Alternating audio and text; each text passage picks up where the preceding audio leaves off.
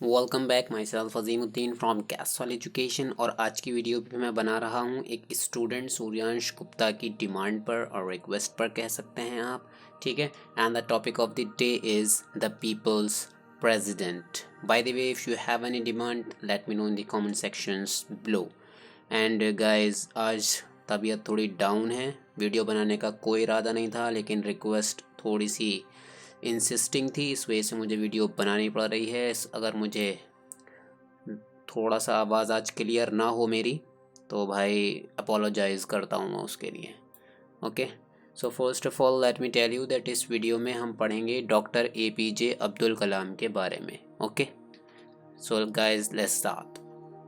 Dr. APJ Abdul Kalam was an unusual personality who made missiles but talked of peace. Okay, doctor APJ Abdul Kalam एक लौती ऐसी personality हुए हैं जिन्होंने बनाया तो मिज़ाइल जो कि डेस्ट्रक्शन फैलाता है, ठीक है, लेकिन मिज़ाइल बनाने के बावजूद उन्होंने कभी किसी भी तरह के डेस्ट्रक्शन के बारे में नहीं सोचा। उन्होंने जब भी बात की हमेशा शांति और सुकून और अमन कायम करने की ही बात की। यानी उन्होंने जो ये मिज़ाइल बनाया ये सिर्फ़ और सिर्फ अपने देश के फ़ायदे के लिए बनाया, किसी भी तरह के गलत इस्तेमाल के लिए नहीं बनाया। Education for all and the empowerment of students, as he was convinced that the young generation was the hope of future. Okay, तो उनका हमेशा यही मानना रहा है कि यंग जनरेशन जो होती है वही हमारे फ्यूचर की होप होती है या वही हमारे देश का फ्यूचर होता है, ठीक है। In his own words, I will keep the lamp of knowledge burning to achieve the vision. और उन्होंने साथ ही साथ ये भी कहा कि वो लैम्प ऑफ नॉलेज को कभी बुझने नहीं देंगे और अपने मकसद को पाकर ही दम छोड़ेंगे। टू अचीव द विज़न, वो रोशनी हासिल करके ही रहेंगे। और यहाँ पर रोशनी का मतलब है डेवलप्ड इंडिया। बरसों से हमारा देश डेवलपिंग कंट्री है, आज तक डेवलप्ड कम्प्लीटली नहीं हो पाया जैसे कि यूनाइटेड वगैरह हैं, ठीक है। तो उनका ये विज़न था, उनका ये सपना था कि हमारा इंडिया भी डेवलप्ड हो जाए, कम्प्लीटली डेवलपिंग कैटेगरी से निकलकर डेवलप्ड कंट्री के अंदर वो ट्रांसफॉर्म हो जाए। This is exactly what doctor APJ Abdul Kalam did, ठीक है। और उन्होंने ऐसा करने की अपनी पूरी कोशिश की। Igniting young minds to learn, to question and dream of fulfilling their goals in life। उन्होंने young minds को यानी नौजवान बच्चों को लर्न पढ़ना सिखाया, टू क्वेश्चन सवालात करने सिखाए, ड्रीम सपने देखने सिखाए, फुलफिलिंग देयर गोल्स और उन सपनों को पूरा करने के टिप्स ट्रिक्स एंड टेक्निक्स बताएंगे, किस तरीके से वो अपनी लाइफ में सक्सेसफुल हो सकते हैं, ठीक है। तबीयत डाउन एक बार बता रहा हूँ, इसलिए मैं अपनी 100% परफॉर्मेंस नहीं दे पाऊँगा गाइस, काम चला लेना फ़िलहाल। अगली वीडियो में इंशाल्लाह पूरे पैशन के साथ बनाऊँगा मैं। Doctor Kalam was born on 15 अक्टूबर 1931 इन रामेश्वरम, ठीक है। 15 अक्टूबर 1931 में इनकी पैदाइश हुई थी और ये रामेश्वरम तमिलनाडु में पैदा हुए थे। ही was the youngest sibling of 4 brothers and a sister. Okay, तो 4 भाई थे और एक बहन थी, यानी कि टोटल 5 बच्चे थे इनके माँ बाप के, जिनमें से ये यंगेस्ट सबसे ज़्यादा छोटे थे, जैसे कि मैं हूँ। His father owned a ferry while his mother was a housewife. Okay, इनके फादर की एक फेरी हुआ करती थी। फेरी का मीनिंग मैं कंफर्म करना भूल गया, शायद नाव को कहते हैं, ठीक है। When his mother was a housewife, और इनकी मम्मी जो थी वो हाउसवाइफ थी। The family lost much of its property and wealth when Dr. Kalam was young. तो इनकी फैमिली ने अपना सब कुछ गवा दिया था, अपनी सारी प्रॉपर्टी से हाथ धो बैठे थे इनके माँ बाप जिस वक्त ये छोटे से बच्चे थे। एंड ही सोल्ड न्यूज़पेपर्स, तो बचपन में इन्होंने क्या किया, इनको मजबूरन न्यूज़पेपर्स सेल करने पड़े to supplement the family's income, ताकि इनकी फैमिली की जो इनकम थी वो थोड़ी सी सप्लीमेंट हो जाए, थोड़ी सी बढ़ जाए, ठीक है। Although he was an average student at school, और स्कूल के बारे में अगर हम इनकी बात करें तो ये बस एक एवरेज स्टूडेंट थे, ऐसा नहीं कि बहुत हाई फाई थे पढ़ाई में कि हर साल टॉप कर रहे हैं या हर साल डिक्टेशन आ रही है इनकी, ऐसा कुछ नहीं था, ठीक है। लेकिन एवरेज स्टूडेंट थे, but he took great interest in mathematics and was devoted to his studies. Okay, लेकिन इनको मैथमेटिक्स में बेपनाह इंटरेस्ट था और अपनी स्टडीज़ के लिए ये बहुत ही ज़्यादा डिवोटेड थे, यानी पढ़ाई में बहुत ज़्यादा ज़्यादा अच्छे नहीं थे, लेकिन अपना ज़्यादा से ज़्यादा वक्त अपनी स्टडी को ही दिया करते थे। ऐसा नहीं अरे हो जाएगा, अरे कल कर लेंगे, अरे अभी कोई एग्ज़ाम सर पर सवार थोड़ा ही है, इस टाइप की बहाने ये नहीं बनाया करते थे। पहले दिन से ही अपने एग्ज़ाम्स की और अपने सारी चीज़ों की तैयारी परफेक्ट लेकर चला करते थे। He completed his schooling from Schwartz higher secondary school. इस स्कूल से इन्होंने शिक्षा प्राप्त की थी और ये स्कूल आपका रामानंतपुरम में था। And went on to attend Saint Joseph's college. उसके बाद ये कॉलेज में, इस नाम के कॉलेज में, सेंट जोसेफ्स कॉलेज में इन्होंने एडमिशन लिया और ये था तिरुचिरापल्ली, पता नहीं कैसे कैसे नाम होते हैं यार। Where he graduated in physics, वहाँ पर इन्होंने फिज़िक्स से ग्रेजुएट किया। He then went on to study aerospace engineering at the Madras Institute of Technology। उसके बाद ये इस टेक्नोलॉजी के वाले इंस्टीट्यूट में चले गए और वहाँ पे इन्होंने एरोस्पेस की पढ़ाई की। After his graduation he joined the aeronautical development establishment of the defence research and development organisation, जिसको शॉर्ट में हम DRDO भी कहते हैं, ठीक है। और वहाँ पर ये एज अ साइंटिस्ट इनको जॉब मिल गई, ठीक है। ये एक तरह का इंस्टीट्यूट था जहाँ पर इन्होंने एज अ साइंटिस्ट वर्क करना स्टार्ट कर दिया।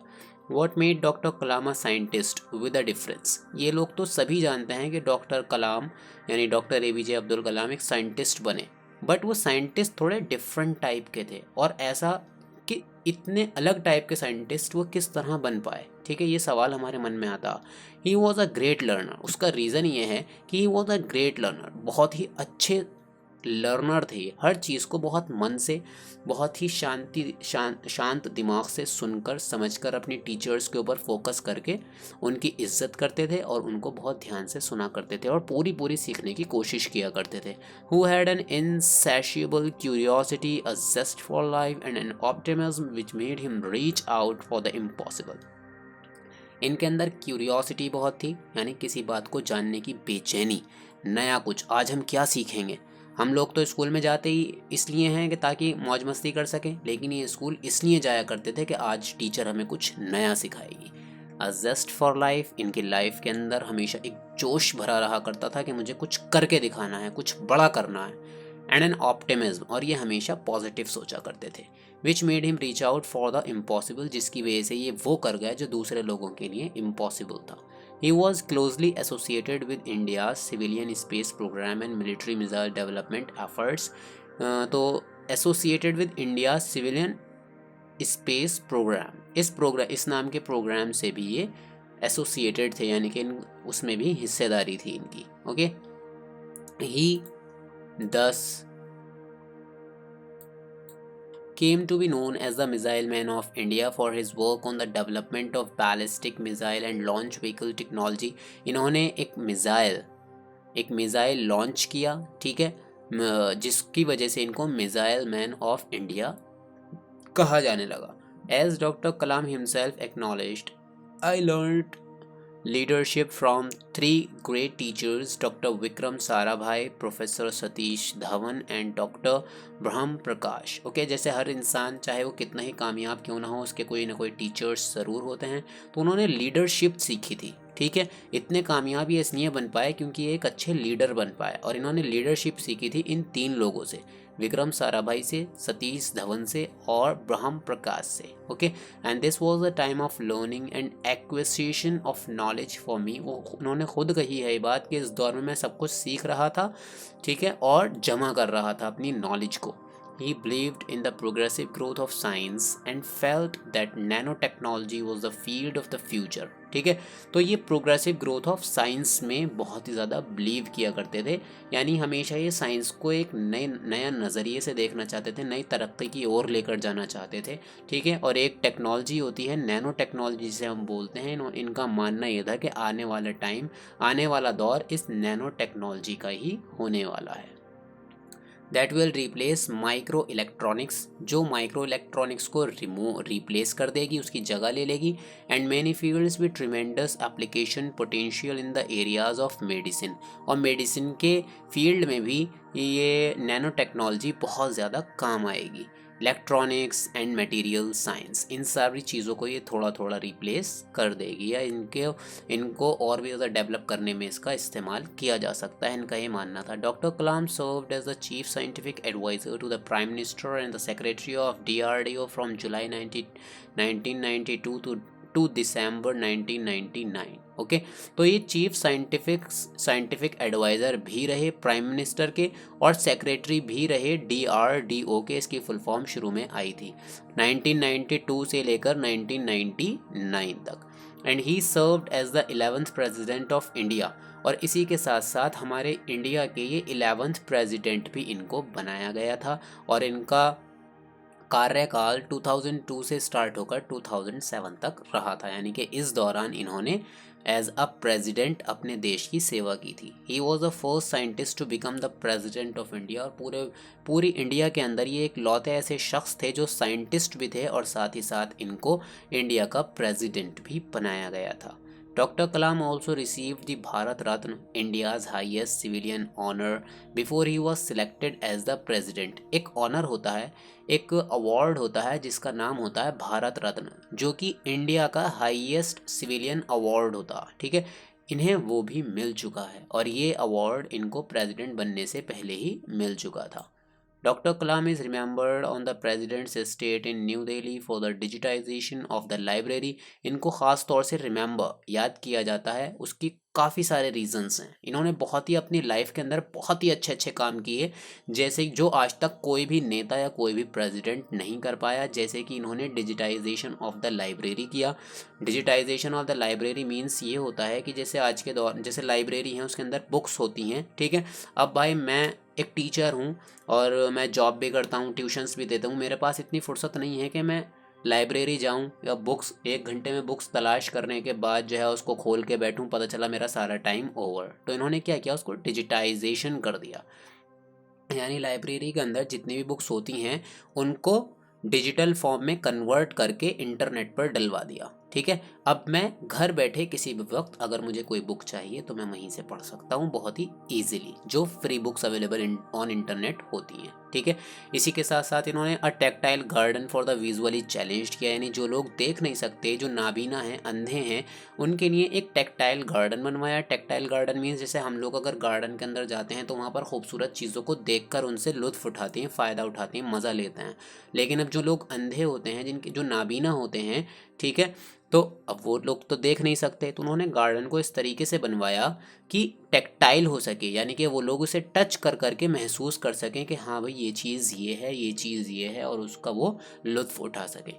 अ हेल्थ सेंटर, इन्होंने हेल्थ सेंटर्स भी बनवाए, स्ट्रीट लाइट्स भी लगवाई, पेवमेंट्स भी बनवाए, सड़क के किनारे पे, सड़क के एक साइड पर जो पैदल चलने के लिए जगह होती है उसे पेवमेंट्स बोलते हैं। एंड न्यू स्टाफ क्वार्टर्स, जो न्यू स्टाफ आता है गवर्नमेंट के अंदर उनके लिए क्वार्टर्स यानी कि कमरे वगैरह भी बनवाए। And above all for opening the Rashtrapati Bhavan to everyone, और सबसे ज़्यादा जो इन्होंने सबसे ऊंचा काम जो इन्होंने किया वो opening the Rashtrapati Bhavan to everyone.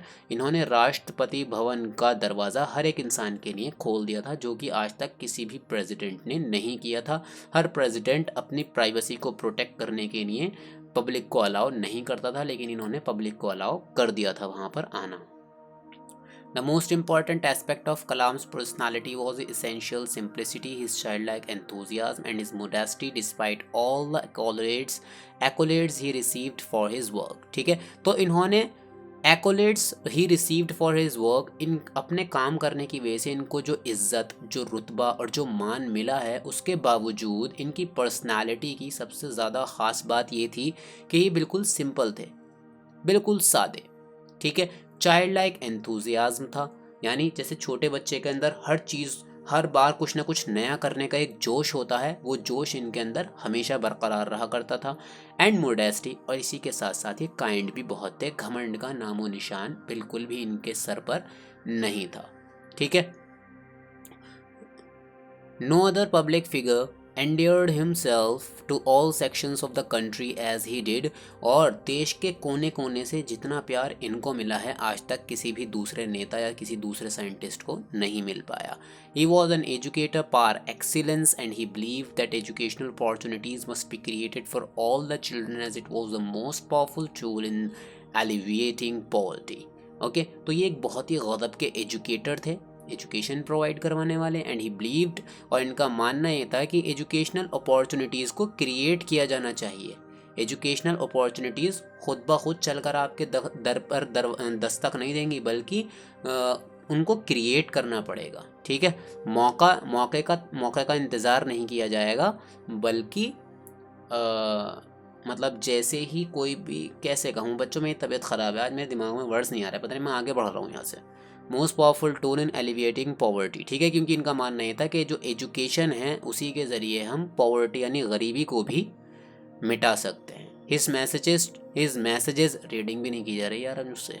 His messages to children always resonated his belief that students should be provided with wings to fly. इनका मानना ये था, इनके मैसेजेस में हमेशा एक बात कॉमन हुआ करती थी कि बच्चों को विंग्स टू फ्लाई मिलना चाहिए, यानी कि उड़ने की आज़ादी। उड़ने की आज़ादी मतलब ये है कि उन्हें सोचने की आज़ादी मिलनी चाहिए कि वो अपनी लाइफ में आगे बढ़कर क्या करना चाहते हैं। ये नहीं कि बस उनके ऊपर थोप दिया कि तुझे डॉक्टर बनना है या तुझे इंजीनियर बनना है या तुझे ये करना है और तुझे वो करना है। ठीक है, इस तरीके से नहीं, विंग्स टू फ्लाई होना चाहिए। बच्चे को आज़ादी मिलनी चाहिए कि वो अपने किस चीज़ में वो आगे जा सकता है, उससे ये बात पूछनी चाहिए। He strongly believed in the role of the teacher in shaping young minds. उनका ये भी मानना था कि जो यंग माइंड्स होते हैं, जो बच्चों का दिमाग होता है, वो अच्छी तरीके से अगर शेप कर सकता है तो सिर्फ एक टीचर कर सकता है।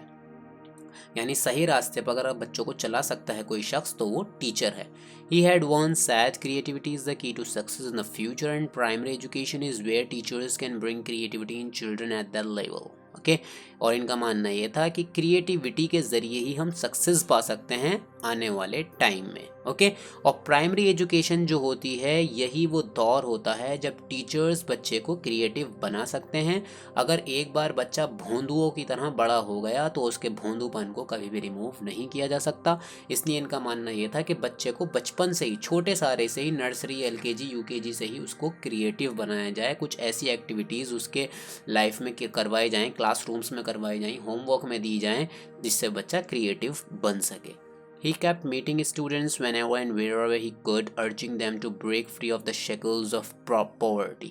तो वो अक्सर स्टूडेंट से मुलाकात करते ही रहा करते थे जब भी उनको मौका मिला करता था, और उनसे हमेशा एक ही रिक्वेस्ट किया करते थे कि break free of the shackles of poverty, गरीबी की जंजीरों को तोड़ दो और इससे आगे बढ़ो। ट्रेडिशन, सारी प्रथाओं को, सारे ट्रेडिशंस को भूल जाओ कि नहीं भाई हम तो डॉक्टर फैमिली से, हमारा बेटा तो बड़ा होकर डॉक्टर ही बनेगा। नहीं, ऐसी कोई ट्रेडिशन नहीं है, डॉक्टर का बेटा भी एक्टर बन सकता है। एंड इग्नोरेंस, और इग्नोरेंस यानी कि अज्ञानता की, यानी पढ़ा लिखा ना होने की जो जंजीरें हमारे पैरों में हैं उन्हें मिटा दिया जाए। Motivating them to dream big and aim for the sky, हमेशा बच्चों को वो मोटिवेट करता रहा करते थे कि बड़े बड़े सपने देखो और आसमान को छूने की कोशिश करो और फिर अपने सारे सपनों को पूरा करने के लिए जुट जाओ। He wanted the students to question, to explore, to develop the confidence and courage to think big and live their dreams. उन्होंने बच्चों को क्वेश्चंस करने सिखाए, क्योंकि क्वेश्चंस करने से ही इंसान कुछ ना कुछ नया सीखता है और एक्सप्लोर करता है। ठीक है, और इसी के साथ साथ उन्होंने कहा कि अपना कॉन्फिडेंस बढ़ाओ, अपने ऊपर विश्वास बढ़ाओ, साथ ही साथ थोड़ा सा हिम्मत से काम लो और कुछ बड़ा सोचो। छोटा मत सोचो कि बस मुझे एक परचून की दुकान खोलनी है या बड़े होकर बस एक ऑटो चलाना है। नहीं, कुछ बड़ा सोचो, मुझे एरोप्लेन उड़ाना है, ठीक है, या एरोप्लेन बनाना है, कुछ ऐसा सोचो। या फिर कोई ऐसी चीज़ जो बिल्कुल ही नामुमकिन हो, कुछ ऐसा सोचो। एंड लिव देयर ड्रीम्स, ठीक है, और अपने उन सपनों को जो आपने सोचा है, उन सपनों को पूरा करने के लिए, अपने उस इम्पॉसिबल को पॉसिबल करने के लिए जुट जाओ, अपनी जान लगा दो। He was an optimist who saw innumerable opportunities at every corner and believed earnestly that India could be one of the most developed nations of the world. एक वो ऐसे इंसान थे जिन्हें हर मौके पर अपॉर्चुनिटीज़ मिली और उन्होंने उन अपॉर्चुनिटीज़ को कभी भी गवाया नहीं। मौका हर इंसान को मिलता है, लेकिन 100 में से 90 लोग उस मौके को गवा देते हैं। इन्होंने अपने उस मौके को नहीं गवाया, और इनका मानना यह है कि जो इंडिया है, हमारी कंट्री, वो आने वाले वक्त में बहुत ही जल्द डेवलप्ड नेशंस में से एक होगी। डेवलपिंग कैटेगरी में से निकल के डेवलप्ड कैटेगरी में आ जाएगी। लेकिन ऐसा तभी मुमकिन हो पाएगा if we harnessed our talents, made use of our opportunities and pursued a path of common sense. अगर हम टैलेंट्स को निकाल कर, अपने बच्चों के टैलेंट को निकालेंगे बाहर, ठीक है। इसी के साथ साथ जो मौके मिलते हैं, जो अपॉर्चुनिटीज़ हमें मिलती हैं, उनका प्रॉपर यूज़ करेंगे और कॉमन सेंस से काम लेंगे। He reiterated that dreams transform into thoughts and thoughts result in action. उनका ये भी मानना था और उन्होंने एक बार ये भी कहा था कि सपने ही हमारी सोच बन जाते हैं और सोच से ही हमारा रिजल्ट आता है। यानी कि जब हम कुछ सपना देखेंगे तभी उसके बारे में कुछ हम सोच पाएंगे, और जब हम सोचेंगे तो उस सोच को पूरा करने की कोशिश करेंगे, और जब उस सोच को पूरा करने की कोशिश करेंगे तभी कुछ हो पाएगा। इसलिए सपने देखना बहुत ही ज़्यादा ज़रूरी है, बिना सपनों के कुछ भी मुमकिन नहीं है। According to him, dreams are not those which come while we are sleeping, but dreams are those when you don't sleep before fulfilling them. उनके अकॉर्डिंग सपने वो नहीं हैं जो तब आते हैं जब हम सो रहे होते हैं। उनके अकॉर्डिंग सपने वो हैं जो जिन्हें पूरा किए बगैर हम सो ना पाएँ। Dr. APJ Abdul Kalam set a target of interacting with 1000 students in the 2 years after his resignation from the post of scientific advisor in 1999। 1999 में जब इन्होंने साइंटिफिक एडवाइज़र की पोस्ट से रेजिग्नेशन दिया था, रिज़ाइन किया था, तो इन्होंने एक टारगेट सेट किया था अपना कि मैं 2 साल के अंदर अंदर 1 लाख स्टूडेंट से इंटरेक्ट करूँगा, बातचीत करूँगा। He said I feel comfortable in the company of young people. उसने कहा कि मुझे नौजवान लोगों के साथ ही रहना पसंद है, मुझे बुढ़े सुड्ढों में रहना बिल्कुल अच्छा नहीं लगता। पर्टिकुलरली हाई स्कूल स्टूडेंट्स, और ख़ास तौर से उन स्टूडेंट्स के साथ रहना मुझे बहुत ही अच्छा लगता है जो 10th क्लास में होते हैं और या उसके आसपास होते हैं। Henceforth, I intend to share with them my experiences, helping them to ignite their imagination and preparing them to work for a developed India for which the roadmap is already available. Okay?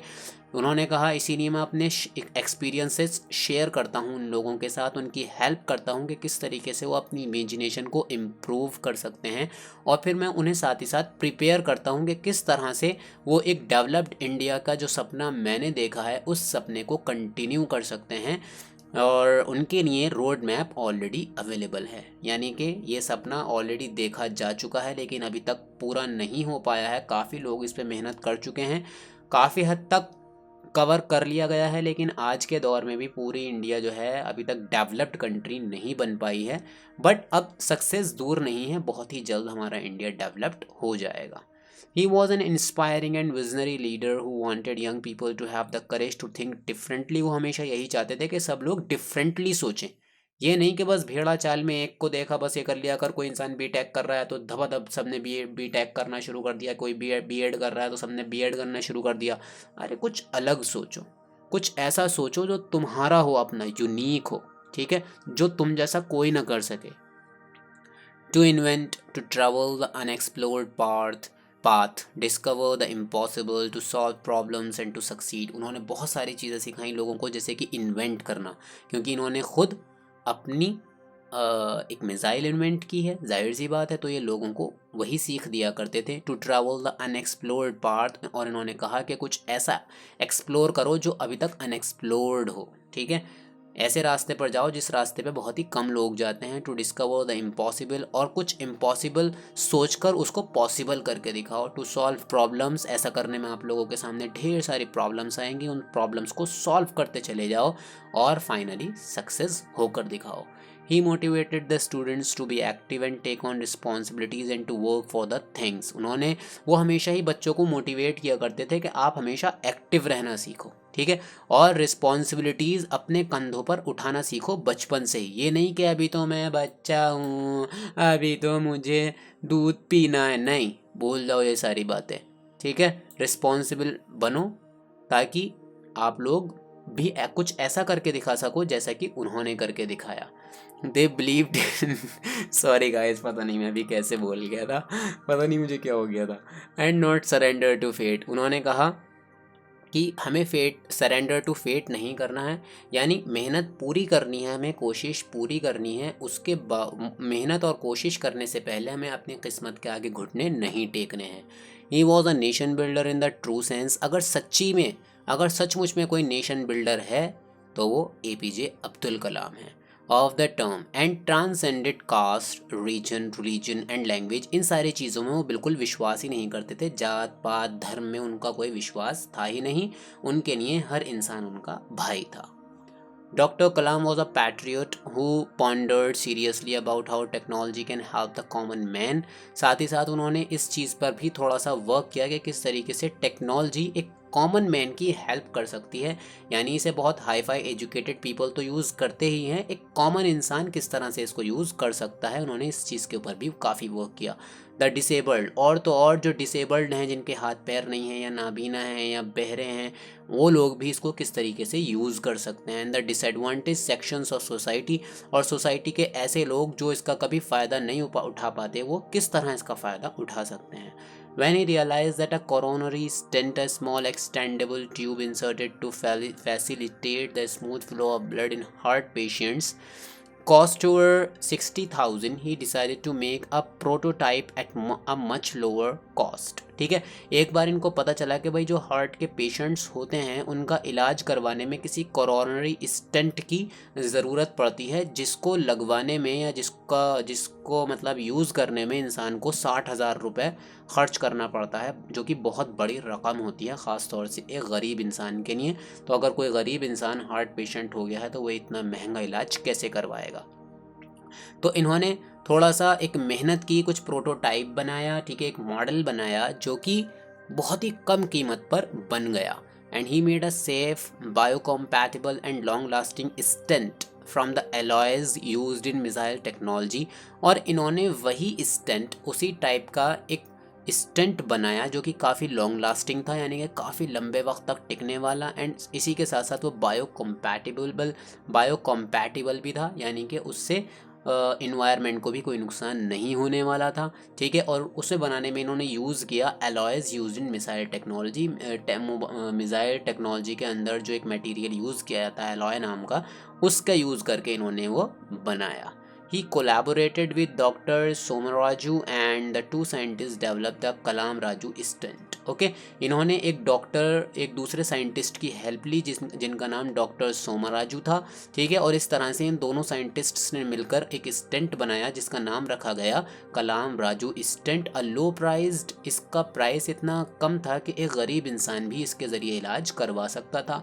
Safe, बिल्कुल safe था, इसमें कोई problem होने वाली बात नहीं थी। And effective device, और बहुत ही काम की चीज़ बनाई इन्होंने।